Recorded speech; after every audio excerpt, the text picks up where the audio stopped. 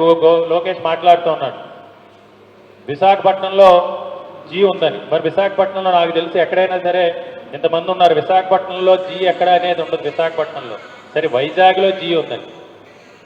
మరి మీరు ఉన్నప్పుడు మీరు ఏమంటారంటే జీ అంటే గూగుల్ అంటున్నారు, కానీ మీరేమనుకుంటున్నారంటే మీ పరిభాషలో గ్లోబల్స్ ప్రచారం, అబద్ధాలని అసత్యాలని ప్రసారం చేయటమే మీకు అలవాటు. ఈరోజు ఒకటే చెప్తున్నాం, మీరు అన్నట్టు జీ అంటే గూగుల్, జీ అంటే గొడ్డలని మీరు ప్రచారం చేస్తాను. మేము కూడా చెప్తున్నాం మీ గురించి.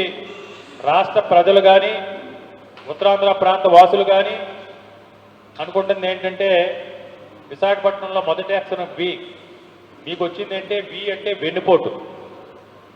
వైఎస్ఆర్ కాంగ్రెస్ పార్టీకి వి అంటే విశ్వసనీయత. కాబట్టి లోకేష్ మాట్లాడే ముందు ఏదో యాస కోసం ప్రాస కోసం ప్రయాసాలు కాకుండా ఈరోజు వాస్తవాన్ని గ్రహించి